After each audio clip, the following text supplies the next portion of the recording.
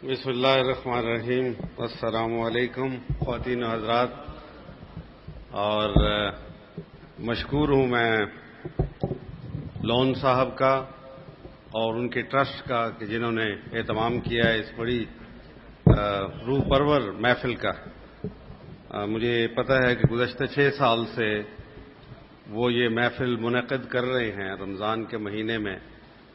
اس کا مقصد تزکیہ نفس بھی ہے اور شعور کو بیدار کرنا بھی، دلوں کو گرمانا بھی اور عمل کی طرف مائل کرنا بھی. تو یہ میں کہہ رہا تھا کہ کتنی خوبصورت محفل ہے یہ. الحمدللہ فجر کے وقت نماز پڑھ کے آپ سب آئے ہیں، پاکیزہ لوگ ہیں. اور میں یہاں دیکھتا ہوں کہ میں بدقسمت ہوں، وہ سجائی نہیں ہوئی ہے. میں نے سنت اپنے چہرے کے اوپر جو آپ کے چہروں پہ ہے، لیکن مجھے اس کے لیے معاف کیجیے گا. بہرحال میرے کچھ اپنے ریزنز ہیں اس کے لیے. 50 منٹ کا وقت ہے. موضوع میرا یہ ہے کہ قیادت کون کرے. یہ ایک بہت اہم مسئلہ ہے اور یقیناً انہوں نے، میرے جو میزبان ہیں، انہوں نے سوچ سمجھ کے اس موضوع کا انتخاب کیا ہے. میں اپنے موضوع تک محدود رکھوں گا اپنی، کیونکہ اگر ہم جوش خطابت میں چلتے جائیں تو بہت ساری باتیں بات سے بات نکلتی چلی آتی ہے. لیکن میرا خیال ہے کہ یہ بہت کیونکہ اہمیت کا حامل ہے یہ موضوع، تو اسی کے اوپر اپنے آپ کو محدود رکھوں گا اور پھر آپ سے سوال و جواب کا سلسلہ غالباً ہوگا، تو اس کے لیے وقت دیا جائے گا. آپ پھر سوال کر سکتے ہیں. اور میرا خیال ہے بہت سے معاملات جو لیکچر میں نہ آئیں، پھر آپ سوال جواب کے ذریعے سے ان کو وضاحت کے ساتھ میرے سے سن سکتے ہیں. تزکیہ نفس کا مقصد کیا ہے؟ تربیت کا مقصد کیا ہے؟ تربیت کس چیز کو کہتے ہیں اور اس کے لیے کیا کرنا ہوتا ہے؟ تربیت کیوں ضروری ہوتی ہے؟ جیسے میں تو ایک فوجی ہوں اور ظاہر ہے کہ جب ایک نوجوان بچہ فوج میں جاتا ہے تو پھر پہلا کام یہ ہوتا ہے کہ اس کی تربیت کا آغاز ہوتا ہے. ٹریننگ ہوتی ہے، اس کو ٹریننگ کہتے ہیں. اور صرف ٹریننگ کافی نہیں ہوتی، بلکہ اس کے اندر جو چیز مسنگ ہوتی ہے فوج کے اندر اور باقی اور محکموں میں جہاں تربیت دی جاتی ہے، بینکوں کے اندر بھی تربیت دی جاتی ہے، انجینئرنگ کے محکمے میں بھی تربیت دی جاتی ہے، لیکن فرق یہ ہے کہ وہاں روحانی تربیت کا انتظام نہیں ہوتا. اور روحانی تربیت کا جو مرکزی نقطہ ہے، جو تزکیہ نفس کا مرکزی نقطہ جہاں تک میں جان چکا ہوں، وہ یہ ہے کہ آپ یقین پیدا کریں.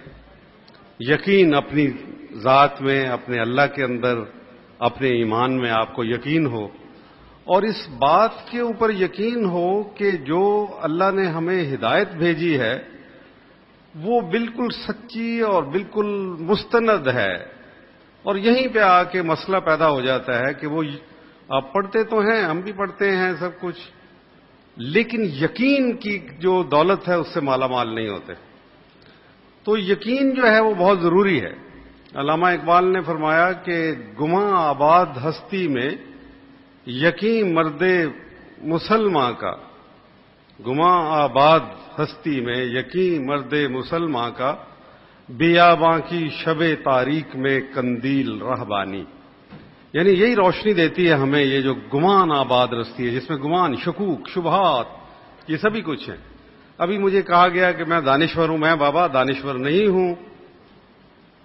میں اکثر اوقات جب ان کے دانشوروں کی محفل میں بیٹھتا ہوں تو میں ان سے ایک ہی بات کہتا ہوں کہ حکمت اور دانش کی باتیں تم بند کر دو، کیونکہ جب کتاب حکمت آ گئی تو تمام چیز اس سے اب ہدایت حاصل کرو. تمام حکمت اس میں سمو دی گئی ہے.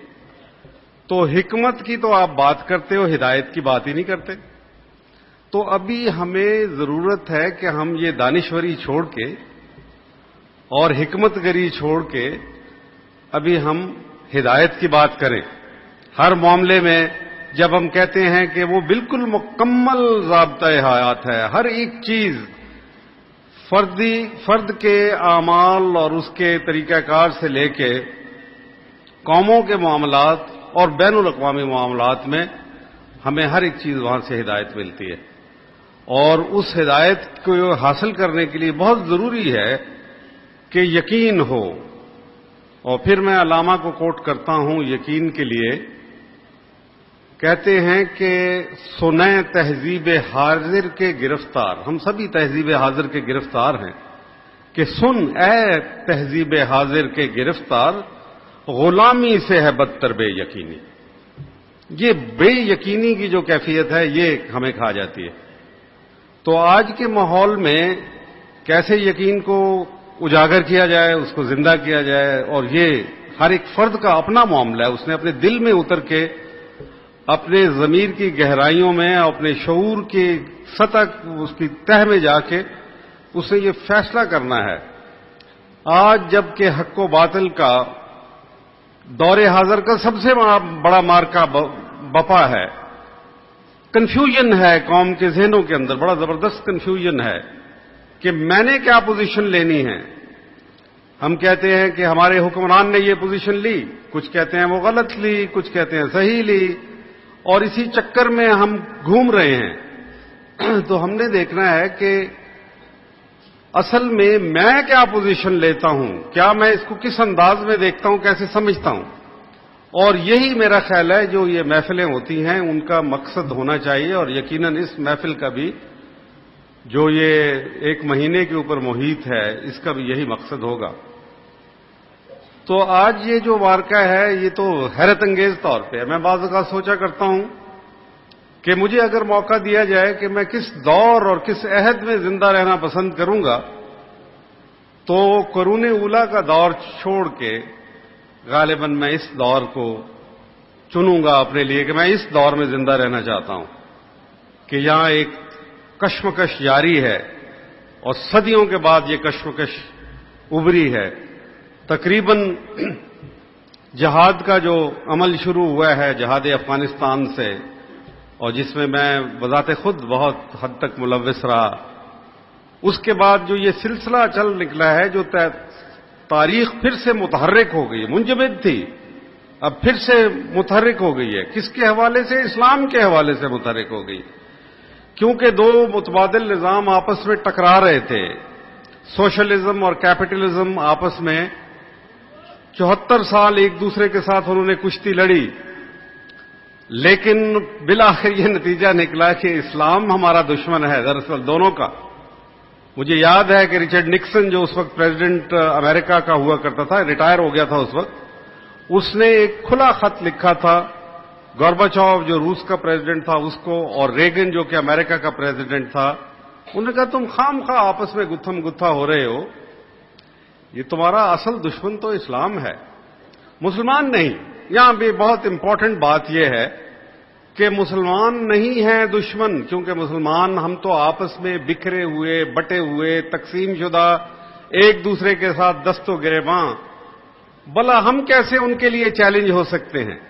اگر ان کے لیے چیلنج ہے تو وہ نظام ہے جس کے نہ چاہتے ہوئے بھی بائی ایکسیڈنٹ آف برتھ، یعنی پیدائشی طور پہ جو مسلمان ہے اس کے ساتھ منسلک ہو گیا ہے اور اس کا نمائندہ ہے اور اس کو چھوڑنے کے لیے تیار نہیں ہے.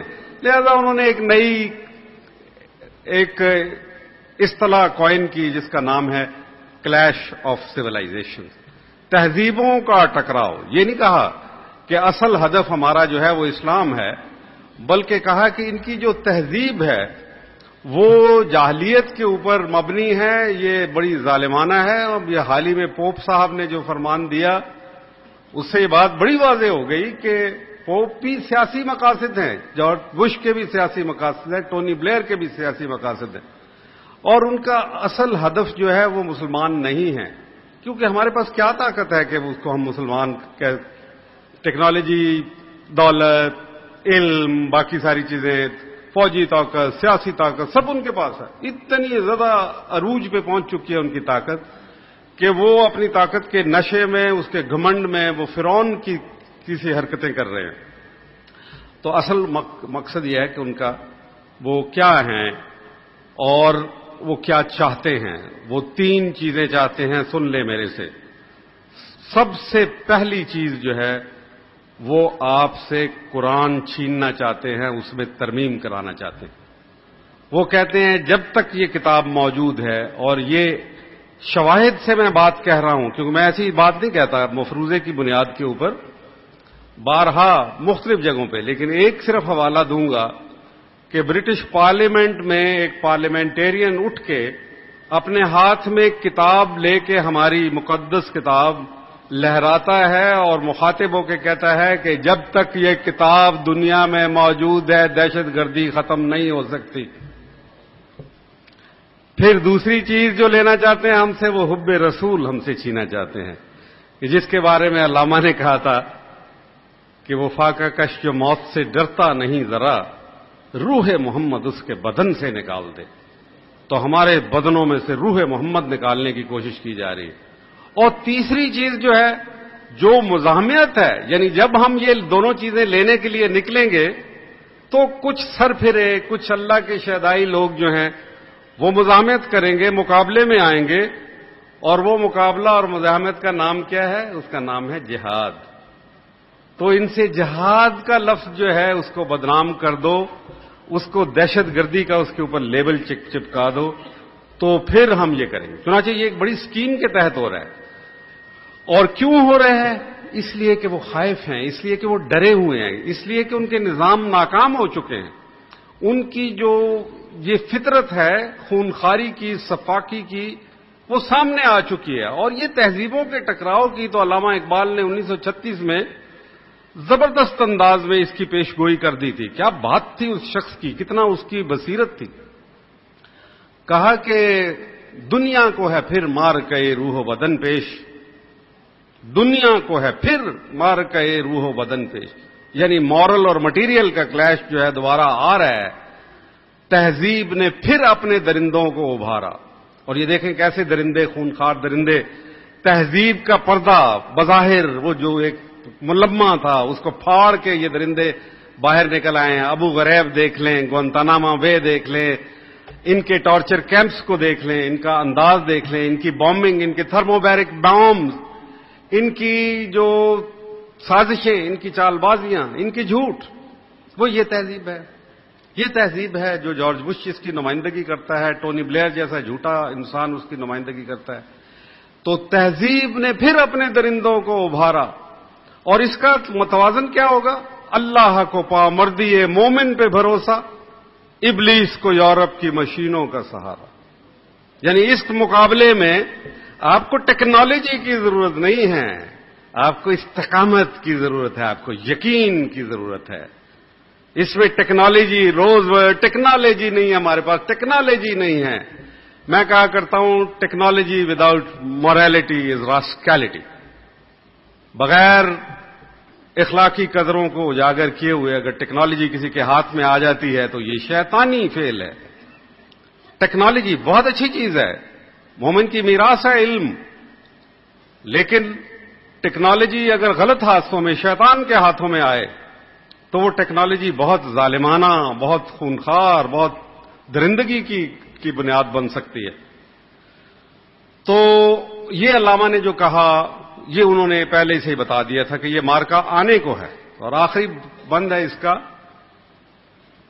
پھر بتاتا ہوں کہ تہذیب نے پھر اپنے درندوں کو ابھارا، اور اللہ کو پامردی مومن پہ بھروسہ، ابلیس کو یورپ کی مشینوں کا سہارا۔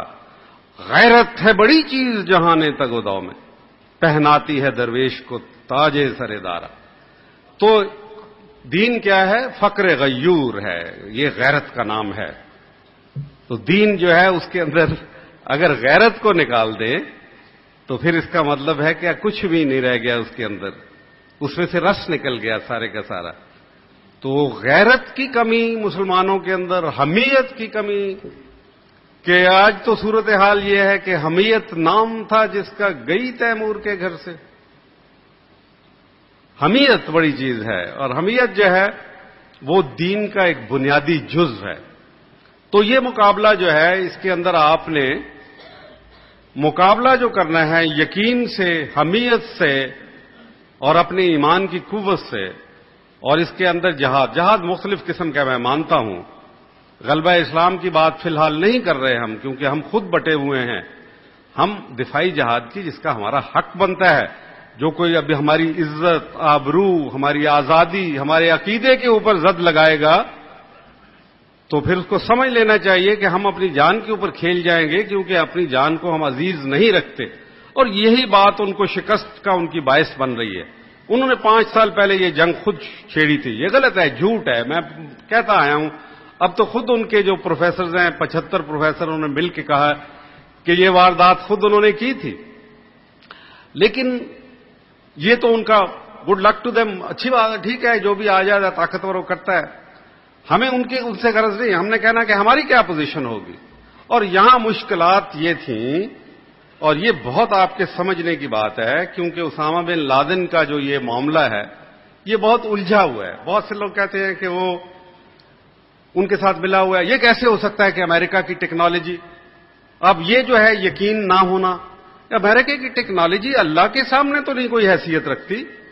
اگر اسامہ بن لادن کا مسئلہ تھا دور، تو آج آپ کی آنکھیں کھلنے چاہیے کہ حزب اللہ کے حسن نصر اللہ نے جو کر دکھایا ہے اسرائیل کے سامنے، وہ کیسے آ گیا، ان کی ٹیکنالوجی کیسے فیل ہو گئی، ان کی انٹیلیجنس کیسے فیل ہو گئی۔ تو دراصل بات یہ ہے کہ ہم اپنے اندر یقین نہیں رکھتے۔ اسامہ بن لادن کا اور کردار ہو نہ ہو، یہ ضرور ہے کہ جب پوری اپنی آب و تاب کے ساتھ شیطان کی حکومت جو تھی وہ چھا گئی تھی، اور اس نے اس کا اعلان کر دیا تھا۔ فرانسس فوکیاما نام کا ایک اسکالر تھا جس نے ایک تھیسس لکھا 1991 میں، جب روس ٹوٹا تو اس نے کہا کہ دس از دی اینڈ آف ہسٹری، یعنی تاریخ جو ہے وہ ختم ہو گئی، کیونکہ ہم کامیاب ہوئے اور ہمارے مقابلے میں جو روس کا اشتراکی نظام تھا وہ ناکام ہوا۔ اور اس کے بعد انہوں نے تہذیبوں کا فوراً بعد کہا کہ نہیں، ابھی تو اسلام میدان کے اندر ہے۔ اب مسئلہ یہ ہے کہ اس وقت جب انہوں نے، شیطان نے اعلان کر دیا کہ میں چھا گیا ہوں، تو کوئی حکومت، کوئی لیڈر، کوئی فوج اور کوئی سربراہ اسلامی ملکوں کا، 57 اسلامی ملکوں کا یہ چیلنج قبول کرنے کے لیے تیار نہیں تھا۔ تو پھر اللہ نے ایک آدمی کو پیدا کیا، اس نے اعلان جنگ کر دیا، بس یہ اعلان جنگ ہی اس کی بڑی بات ہے۔ اس نے کہا کہ میں اسامہ بن لادن، خوست کے اندر فروری 1998 میں اس نے کہا میں امریکہ کے خلاف اعلان جنگ کرتا ہوں، اور پھر یہ سلسلہ جو تاریخ کا انہوں نے کہا تھا کہ منجمد ہو گئی ہے، وہ تحریک کا بہاؤ پھر چل نکلا، اور اس دور میں سے ہم گزر رہے ہیں جس میں تاریخ پھر سے بہنا شروع ہو گئی ہے۔ تاریخ کا دھارا جس کو انہوں نے روکنے کی کوشش کی تھی وہ دوبارہ رواں دواں ہو گیا۔ اب آتے ہیں اس میں کہ یہ لیڈر کا، کیونکہ یہ میرا اصلی موضوع ہے، اس کے اوپر بیشتر اس کے کہ زیادہ وقت گزر جائے، میں اس کی طرف آؤں کہ لیڈرشپ کیا ہے اور لیڈرشپ کا مسئلہ کتنا اہم ہے۔ دنیا کے جتنے معاملات ہیں ان کے اندر 3 چیزیں بہت امپورٹنٹ ہوتی ہے۔ آپ کا مشن کیا ہے، آپ کا ہدف کیا ہے، اور آپ کی تنظیم کیا ہے، طریقہ کار کیا ہے اس کا، کیسے طریقہ کار، آپ نے کس طریقے سے اس کو حاصل کرنا ہے، اس ٹارگٹ کو۔ نمبر 1 ٹارگٹ، نمبر 2 ٹارگٹ کو حاصل کرنے کا طریقہ کار، اور نمبر 3 کون قائد ہوگا، قیادت کون کرے گا اس کی۔ تو قیادت کا جو معاملہ تھا، پہلے اللہ تعالیٰ جو ہے انہوں نے نبی بھیج دیا کرتا تھا، وہ آ کے کہتے تھے کہ میں اللہ کی طرف سے بھیجا ہوا آدمی ہوں، میں اپنی طرف سے کچھ بھی نہیں کہہ رہا، میں آپ کے پاس اللہ کا پیغام لایا ہوں اور میرا ساتھ دو۔ یہ ایک قیادت کا طریقہ تھا، اللہ تعالیٰ نے بنایا ہوا تھا۔ لیکن ختم نبوت کے بعد اللہ نے کہا معاملہ تمہارے، میں نے تمہیں ہدایت ساری دے دی، اب تم آگے تم اپنے لیڈر، اپنے تمام معاملات خود طے کرو۔ تو آج یہ ہمارے پاس معاملہ آ گیا ہے کہ ہم نے قیادت کے لیے کیا کرنا ہے، کیونکہ قیادت اتنی اہم چیز ہے کہ 2 آدمی سفر کر رہے ہوتے ہیں تو وہ اللہ کا حکم ہے، نبی کا فرمان ہے کہ ایک آدمی اپنے میں سے چن لو جو تمہارا قائد ہوگا۔ اسی طریقے سے جب 2 آدمی نماز کے لیے کھڑے ہوتے ہیں، ایک امامت کرتا ہے جو ان میں سے زیادہ معتبر ہوتا ہے، ظاہر ہے کوئی بزرگ ہوگا، کوئی زیادہ تجربہ کار ہوگا جس کی سنتیں پوری ہوں گی، اور جو باقاعدہ ہوگا دین کے معاملے میں، اس کو آپ چن کے آپ سامنے کھڑا کر لیتے ہیں، کیونکہ وہ بہتر ہے دوسرے سے، اور یہ آپ کا اپنا معاملہ ہے۔ یعنی آپ کہیں سے نہیں، کسی کو نہیں کہتے کہ جارج بش نے نہیں ہمیں بتانا، ہم نے یہ کام خود کرنا ہے کہ امامت کون کرے گا۔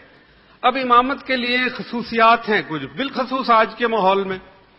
اب اس کو کیسے ڈسکرائب کرتے ہیں علامہ اقبال؟ بہت دلچسپ کہتے ہیں، کسی نوجوان نے ان سے پوچھا کہ امامت کون کرے گا؟ تو فرمایا کہ تو نے پوچھی ہے امامت کی حقیقت مجھ سے، رب تجھے میری طرح صاحب اسرار کرے۔ تو نے پوچھی ہے امامت کی حقیقت مجھ سے، رب تجھے میری طرح صاحب اسرار کرے، ہے وہی تیرے زمانے کا امام برحق جو تجھے حاضر و موجود سے بیزار کرے، موت کے آئینے میں دکھا کے تجھے رخ دوست، زندگی اور بھی تیرے لیے دشوار کرے، اور دے کے احساس زیاں تیرا لہو گرما دے، دے کے احساس زیاں تیرا لہو گرما دے، فقر کی سان چڑھا کے تجھے تلوار کرے۔ اور پھر آخری دیکھیں کتنا کہتے ہیں کہ فتنہ ملت بیضا ہے قیادت ایسی، فتنہ ملت بیضا ہے قیادت ایسی، جو مسلمان کو سلاطین کا پرستار کرے۔ اور آج کے دور میں ہم کہیں گے جو کسی بش، کسی ٹونی بلیئر کا پرستار کرے، یہ فتنہ ملت بیضا ہے۔ ملت بیضا کے لیے یہ فتنہ ہے۔ اگر ہم کسی بش کے سامنے گر گئے، کسی ٹونی بلیئر کے جھوٹ میں آ گئے، اپنے لالچ، اپنے خوف کی وجہ سے گھٹنے ٹیک دیے، تو یہ ہمارا ماحول ہے جس کو یہ بتایا ہے۔ یعنی یہ امامت کے لائق لوگ نہیں ہیں۔ ایک سرے سے لے کے دوسرے سرے تک اگر آپ دیکھیں تو ماں سوائے ایران کے، جو کسی وجہ سے بھی اس وقت اس نے ایک پوزیشن، ماں سوائے حسن نصر اللہ کی وہ چھوٹی سی قوت، وہ صرف 4000 لوگ تھے، صرف 4000 لوگ تھے، لیکن انہوں نے باطل کی قوتوں سے ٹکرانے کا فیصلہ کر لیا۔ اور یہ کیا زبردست اللہ تعالیٰ، میں کسی کی اس کو کریڈٹ نہیں دیتا، میں صرف یہ کہتا ہوں کہ جب آپ کھڑا ہونے کی کوشش کرتے ہیں اور اللہ کے نام پہ کھڑا ہوتے ہیں تو پھر کیسے اللہ تعالیٰ آپ کو کامیابی دیتا ہے، یہ اس کا وعدہ ہے اور ہمیں اس کے اوپر یقین رکھنا چاہیے۔ اب جناب قیادت کے مسئلے کے اوپر ہم دیکھتے ہیں کہ بیشتر اس کے قیادت آئے، کیونکہ قیادت کسی مقصد کے لیے آتی ہے۔ ہمیں قائد اعظم ملے تھے، قائد تھے ہمارے، پوری قوم نے، مسلمانوں نے لبیک کہا ان کی، اس کے بعد باوجود اس کے کہ ہم ایک بڑے ہندوستان میں سے ایک چھوٹا سا ٹکڑا اپنے لیے تلاش کر رہے تھے۔ یعنی یہ عمومی طور پہ اگر اس کا جائزہ لیں تو کہیں گے تو بڑی غلط بات ہے، پورا ہندوستان ہمارا تھا۔ اور یہی جو اس وقت علماء دیوبند تھے وہ یہی آرگیومنٹ دے رہے تھے، مولانا ابوالکلام آزاد جیسے جید علماء اور حسین احمد مدنی جیسے جید علماء یہی بات کہہ رہے تھے کہ اوطان یعنی وطن ہے یہ ہمارا، اور ہم اس کے اندر یہیں پہ رہ کے اسلام کو نافذ کریں گے۔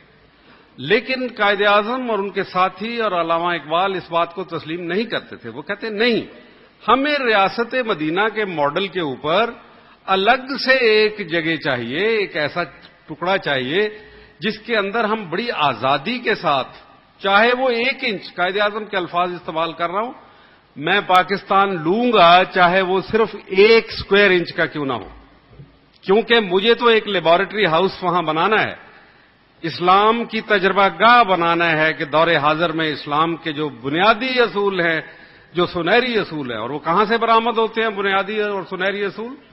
وہ قرآن و سنت سے برآمد ہوتے ہیں نا، اور تو کہیں سے نہیں آئیں گے۔ آپ نے اور میں نے تو نہیں کرنے، وہ تو اللہ تعالیٰ نے دے دیے ہوئے، ان کے اوپر عمل کر کے ہم دور حاضر کو چونکا دیں گے کہ یہ ہے اسلام۔ تو چنانچہ پاکستان کا جو مقصد تھا وہ بڑا اعلیٰ اور عرفہ تھا، بڑا ہی بلند مقصد تھا، اور بڑی مشکل یہ ہے کہ اس قوم کو سمجھ ہی نہیں آئی، اور ہمارے حکمران جو ہیں ایک نظریاتی مملکت کو ایک نظریاتی سربراہ نصیب ہی نہیں ہوا۔ 60 سال کا یہ جو سفر ہے، پریشانی کا، اندھیروں کا سفر، لیکن کہیں کہیں روشنی کی کرنیں بھی ہمیں نظر آتی ہیں۔ مثلاً ہمارا نیوکلیئر صلاحیت حاصل کر لینا، مثلاً ہمارا افغانستان کے جہاد میں کامیابی حاصل کر لینا، یہ 2 بڑے لینڈ مارکس ہیں، بڑے سنگ میل ہیں، جس کی طرف ہم غور کریں تو ہمیں پتہ چلتا ہے کہ یہ ماں سوائے اللہ کے انعام کے طور پہ ہمیں نہیں مل سکتی تھی۔ غور کریں، ایک ایسا ملک جو سیدھا سا بائیسیکل بھی نہیں بنا سکتا ہو، اس کو اللہ تعالیٰ نے جوہری صلاحیت دے دی، اور وہ جوہری صلاحیت کو اس کے اوپر بہت شرمسار اور شرمندہ، اور اس کا جو بنانے والا ہے اس کے ساتھ جو رسوائی اور ذلت، کوئی بات نہیں ہے، تاریخ کا سفر ایسے ہی چلتا رہے گا۔ میرا خیال ہے یہ سب واقعات اس لیے ہو رہے ہیں کہ قوم کی رگو پہ میں ایک شعور جو سویا ہوا ہے وہ دوبارہ از سر نو بیدار ہو جائے۔ تو یہ صورتحال ہے جس میں سے تو چنانچہ آج ہمارا ہدف کیا ہے؟ وہ ہدف تھا اس وقت لے کے رہیں گے پاکستان، جو لیڈر کا ہدف تھا وہی ہر قوم کے فرد کا ہدف بن گیا، ہر مرد و زن، بوڑھے اور بچے کا وہ ہدف بنا۔ تو چنانچہ آج ہمارا ہدف کیا ہونا چاہیے؟ بغیر ہدف کے تو آپ لیڈر نہیں تلاش کیجیے، لیڈر تلاش کر لیں پھر تو ہمیں مل جاتے ہیں، یہ سیاسی لیڈر بے شمار پھر رہے ہیں ان میں سے کوئی، لیکن ان کے پاس ایک کوئی بڑا ہدف ہے، کوئی ویژن ہے ان کا کہ کیا کرنا چاہتے ہیں؟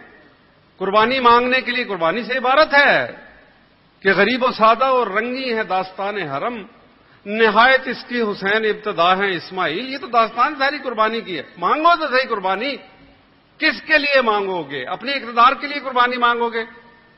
نہیں، قربانی مانگو کسی ہدف کے لیے۔ پہلے ہدف کا تعین ہونا بڑا ضروری ہے، اور جب آپ ہدف قائم کر لیتے ہیں تو پھر آپ کو لیڈر بھی میسر ہو۔ جب آپ ارادہ کر لیتے ہیں کہ میں نے نماز با جماعت پڑھنی ہے تو پھر ہی فیصلہ ہوگا نا کون امامت کرے گا۔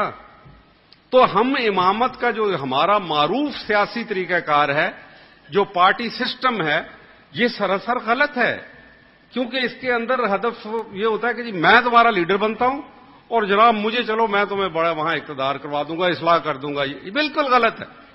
یہ بڑے چھوٹے چھوٹے ہدف ہیں، چھوٹے چھوٹے ذاتی مفادات، یہ جیسے کہ اپنے گھروندوں کے اندر اپنے کھیل میں لگے ہوئے ہیں۔ تو بڑا ہدف آج کے دور میں کیا ہے جبکہ دنیا کے اندر سارے ہی نظام غتربود ہو چکے ہوئے ہیں؟ ہمارے پاس اصلی نظام موجود ہے، یہ درست ہے کہ ہم نے اس کے اوپر عمل نہیں کیا، لیکن جو مغرب کا بھی اس وقت پریشانی کا باعث بن رہا ہے، وہ کہتے ہیں ان کے پاس ایک متبادل نظام اپنی اصلی حالت میں اپنی جو اصلی گلوری تھی اس کی پرسٹائن اوریجنل گلوری جو اس کی شان و شوکت ہے وہ اس کے اندر۔ تو آج ہمارے پاس وہ نظام موجود ہے کہ اگر ہم اس کا عکس اس کے اوپر پردے ڈالے ہوئے ہم نے اپنے جھگڑوں میں اپنے مسائل میں الجھے ہوئے بے یقینی کا شکار مایوس پیمردہ، ان کو اگر ہم اسلام کو صاف کر کے شفاف کر کے پیش کریں دنیا کے سامنے تو یقین کریں کہ دنیا ساری منتظر ہے۔ تو آج کی حقیقت موجود کوئی حیثیت نہیں رکھتی، جو ہدف ہوگا وہ حقیقت منتظر سے متعلق ہوگا، جو آنے والی حقیقت ہے، وہ جو راز پردے میں ہے، جو ہم نے اس کو اجاگر کرنا ہے۔ جب ہم یہ چیز خوبصورت چہرہ دکھائیں گے اسلام کا، اور اس کے لیے یہ ملک بنا تھا اور ہماری یہ ذمہ داری ہے، یہ صرف مسلمانوں کے لیے نہیں ہے۔ یہاں پہ ہم بعض اوقات بہت بڑی غلطی کر لیتے ہیں۔ وہ غلطی کیا ہوتی ہے ہماری کہ ہم جب بھی کوئی ہدف کا تعین کرتے ہیں تو ہم مسلمانوں کی بات کرتے ہیں، ہم انسانیت کی بات نہیں کرتے، جبکہ حضور صلی اللہ علیہ وسلم جو ہے رحمت للعالمین قرار پائے، اللہ تعالیٰ نے خطاب دیا ان کو، اور خود اللہ تعالیٰ جو ہے رب العالمین ہے، مسلمین نہیں ہے۔ اور یہاں پہ ہم سے بڑی غلطی ہوتی ہے، جو بھی ہم نظام لائیں ہمارے ذہن کے اندر یہ مقصد ہے کہ ہم نے انسانیت کی خدمت کرنی ہے، اور یہی وہ چیز ہے جو اس کو کہتے ہیں کہ اللہ کی حاکمیت کا نفاذ۔ اللہ کی حاکمیت کا نفاذ کیسے ہوگا اگر اس کے لیے ساری انسانیت کو آپ اس کے بارے میں نہیں سوچیں گے؟ کیونکہ اللہ تو سب کے لیے یکساں ہے، وہ مسلمان ہو، وہ ہندو ہو، وہ عیسائی ہو، وہ شودر ہو۔ اور اس راز کو صرف جہاں تک مجھے پتا ہے دور حاضر میں صرف قائد اعظم نے سمجھا تھا، جو شودروں کے رہنما ڈاکٹر امبیڈکر کو یہ بات کہہ رہے تھے کہ آؤ تمہارا مقام پاکستان میں ہے، تم ادھر ادھر مت بھٹکو، کیونکہ اسلام جب اپنی اصلی حالت میں اس کا تجربہ ہوگا تو تمہیں اس میں فلاح ملے گی، مظلوموں کو، غریبوں کو، بے سہارا لوگوں کو، یتیموں کو، بیواؤں کو۔ یہ تو مظلوموں کے لیے ہے، یہ دین مظلوموں کے لیے ہے. صرف مسلمانوں کا فرض ہے کہ اس کی دین کی شمع کو آگے لے کے چلے اور اس سے منور کر دے پوری دنیا، پوری کائنات کے اندر جو روشنی ہے وہ علم اور دیانت اور حفاظت کی. کیونکہ آخر یہ ہمارا دین ہی کہتا ہے. اس کو میں نے 3 چیزوں میں، کیا انسان کو کیا چیزیں چاہیے 3؟ اس کو سب سے پہلے عدالت چاہیے، عدل چاہیے. پھر اس کے بعد دوسری چیز اس کو کیا چاہیے؟ اس کو کفالت چاہیے. کفالت میں تعلیم بھی آتی ہے، صحت بھی آتی ہے، خوراک بھی آتی ہے، چھت بھی آتی ہے، کپڑا بھی آتا ہے. پھر اس کو کیا چاہیے؟ اس کو حفاظت چاہیے، اس کی مال، جان، عزت، آبرو اور عقیدے کی. وہ حفاظت، کفالت اور عدالت، یہ 3 چیزیں ہیں، اور اسلام اس کے اوپر بڑا واضح ہمیں بتاتا ہے کیوں یہی نظام ہے. تو پہلا ہدف ہمارا یہ ہے کہ ہم نے نظام کو بدلنا ہے. یہ حکومتوں کی تبدیلی یا آج یہ الیکشنوں کا کھیل جو ہے، اس سے ہمیں باہر آنا ہوگا، کیونکہ اس سے نظام نہیں بدلے جاتے. نظام بدلنے کے لیے آہستہ آہستہ چلنے والی ہوا جو ہے وہ کوئی کام نہیں کر سکتی جب تک کہ جھکڑ نہیں چلتا، جب تک آندھی نہیں آتی، طوفان نہیں بپا ہوتا. اور اس کے بارے میں کہا کہ یہ تا تہو بالا نہ گردد دی نظام، علم و حکمت شر و دی سودائے خام. جب تک اس نظام کو آپ درہم برہم نہیں کر دیتے، الٹ کے نہیں رکھ دیتے، علم اور حکمت اور شرع اور دین جو ہے وہ ایک صرف خواب ہے، پھر اس کے بعد اس میں کچھ بھی نہیں ملے گا.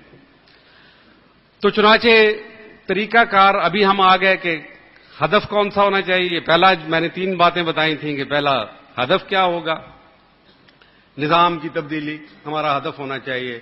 یہی پاکستان کی تخلیق کا مقصد تھا، یہی ہماری 1000 سال کی آرزو ہے، بلکہ 1400 سال کی آرزو ہے کہ ہم ایک ایسا نظام لائیں جو انسانیت کے لیے فلاح کا باعث ہو، اور اس میں مسلمانوں کو بھی طمانینت بھی ملے گی، ان کو اللہ کی منشا اور اس کی مرضی کے مطابق زندگی گزارنے کی اجازت بھی ملے گی. تو دوسرا طریقہ اب آتا ہے کہ جی آپ جل صاحب پوچھیں میرے سے کہ کیا یہ نظام بدلنے کا کیا طریقہ ہے. ایک تو آپ کے پاس یہ الیکشن کا طریقہ ہے، کیونکہ یہ تو مغرب نے رائج کیا. اس میں الیکشن کیا کرتا ہے، پارٹی نظام کیا کرتا ہے، پارٹیشن کرتا ہے، تقسیم کرتا ہے.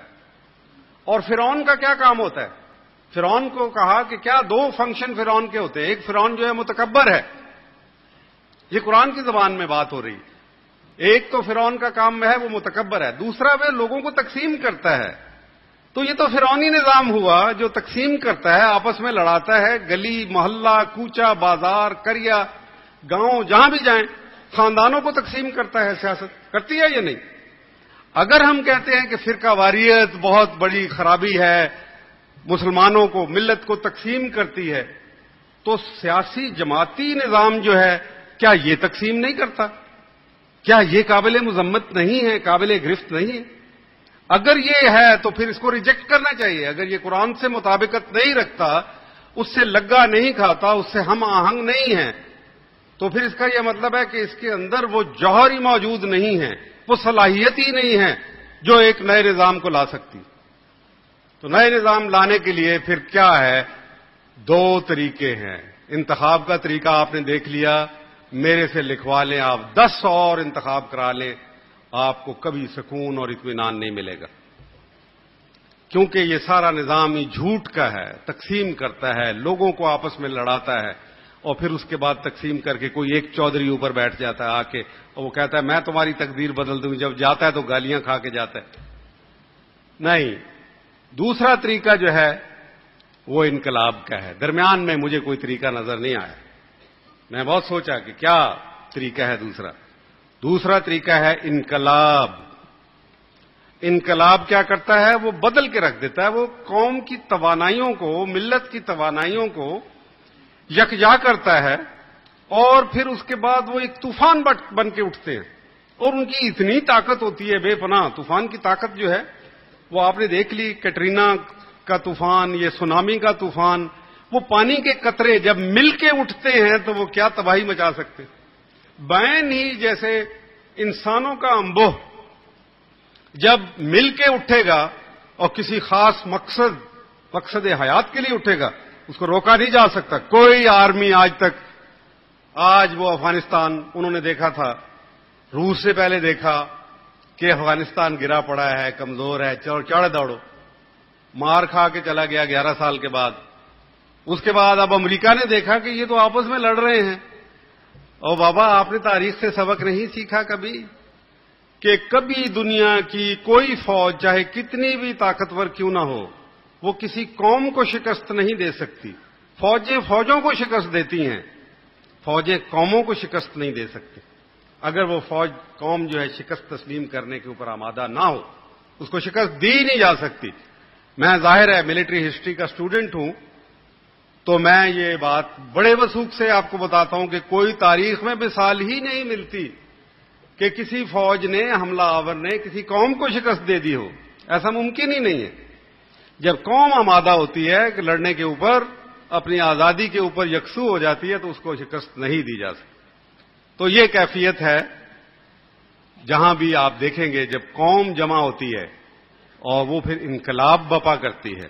البتہ میں بہت سوچ بچار کے بعد اس نتیجے پہ پہنچا کہ انقلاب جو ہے وہ کس نوعیت کا ہونا ہے. انقلاب کی بھی شکلیں ہوتی ہیں. جو جب دین اسلام آیا، حضور صلی اللہ علیہ وسلم لے کے آئے تو اس وقت بھی انقلاب جو تھا وہ بھی انقلابی کیفیت تھی.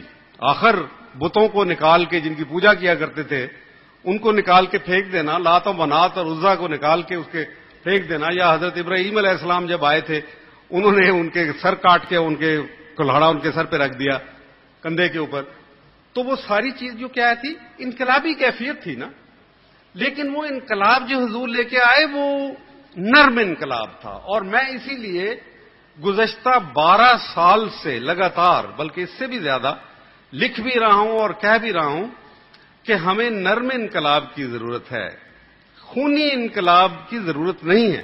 ویسے بھی خونی انقلاب جو ہیں وہ اپنا راستہ پھر خود بنانا شروع کرتے ہیں، ان کی کوئی منزل ہی نہیں ہوتی، وہ بھٹک جاتے ہیں. اگر کامیاب ہو جائیں تو ٹھیک ہے، لیکن ان کے لیے بہت لمبا دورانیہ چاہیے خونی انقلاب کے لیے. اور بہرحال ہماری سرشت میں نہیں ہے. مسلمان ہونے کے ناطے، اللہ کے ساتھ وابستگی رکھنے کے ناطے ہم خونی اور سفاکیت میں بلیو نہیں کرتے. اس لیے خونی انقلاب میری نظر میں نہیں ہے. اس لیے نرم انقلاب کی جو خد و خال اگر میں بیان کروں تو وہ کچھ اس طریقے سے ہوں گے کہ بہت سے لوگ شروع کریں گے پہلے جو معتبرین ہیں، اور اس کے لیے میں نے کہا کہ ایک مجلس اکابرین قائم ہو، کاؤنسل آف ایلڈرز. وہ مجلس اکابرین جو ہے وہ مزید لوگوں کو اپنے ارد گرد جمع کرے.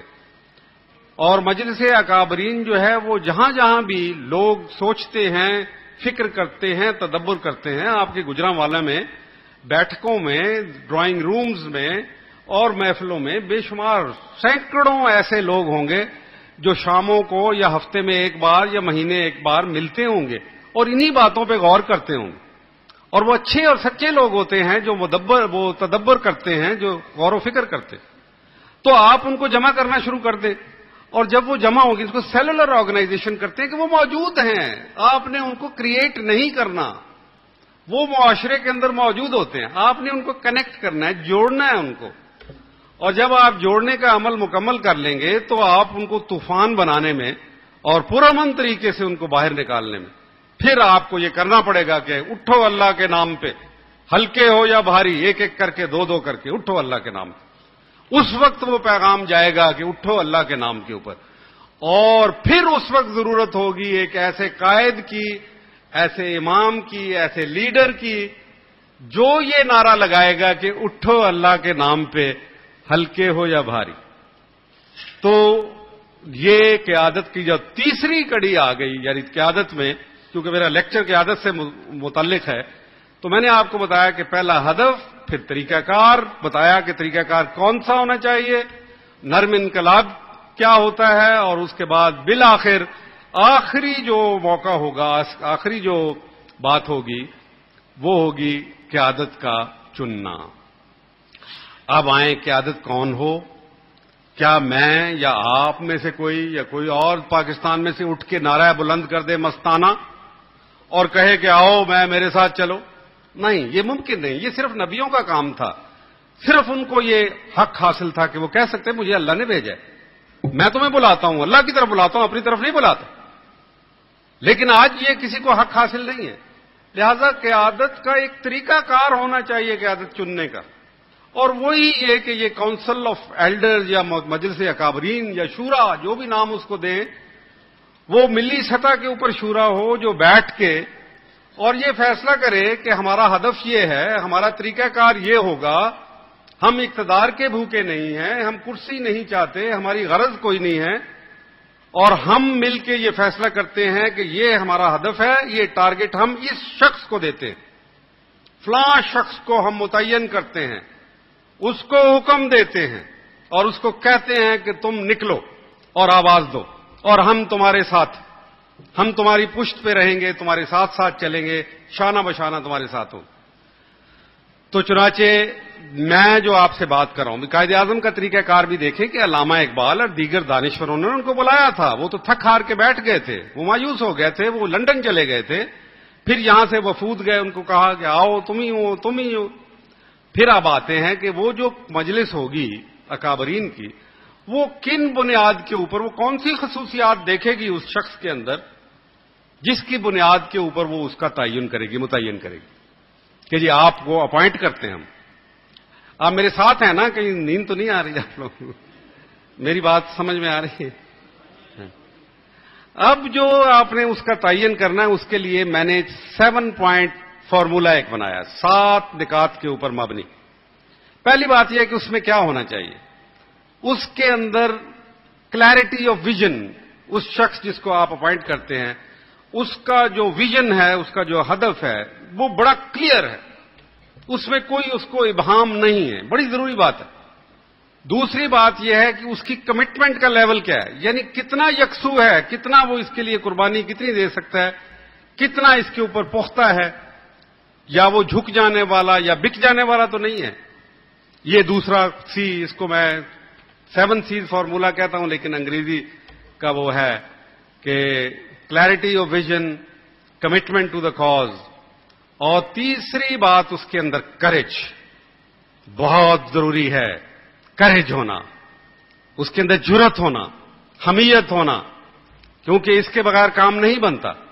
چوتھا اس کا کیریکٹر، اس کا کردار اپنا جو ہے وہ امپیکیبل ہو، وہ بات صاف ستھرا شفاف کردار ہو جو آپ کے سامنے ویزیبل ہے. ظاہر ہے کہ اندر کے کردار کو تو آپ نہیں دیکھ سکتے، وہ تو بعد ہی میں پتہ چلتا ہے، جب وہ پرفارم کرتا ہے کہیں آ کے پھر پتہ چلتا ہے. اور پانچویں بات اس کی کمپٹنس، کتنا کمپٹنٹ ہے، کیا ماضی میں اس نے کوئی ایسے کام کیے ہیں جس کی بنیاد کے اوپر ہم کہہ سکتے ہیں کہ آئندہ جو ہم اس کو جاب دینے جا رہے ہیں وہ اس کو پوری طریقے سے نبھا سکے گا. اور چھٹی بات کہ اس کے اندر ابیلٹی ٹو کمیونیکیشن، یعنی وہ اپنے خیالات کو پہنچا سکتا ہے آپ تک. کیا یہ اس کے اندر صلاحیت موجود ہے کہ آپ تک اس کے خیالات پہنچ جائیں اور اس کے دل کی دھڑکن جو ہے آپ کے دلوں کی دھڑکن بن جائے. اور آخری چیز جو ہے وہ گفٹ ہوتا ہے، اللہ تعالیٰ کی طرف سے انعام ہوتا ہے کہ اس کی پرسنالٹی میں کرزما ہے یا نہیں. اب کرزما کو مجھے نہیں پتا کیسے اس کو ایکسپلین کریں گے اردو زبان میں، لیکن کرزما سے مراد یہ ہے کہ لوگ اس کی طرف کھنچ کے آتے ہیں.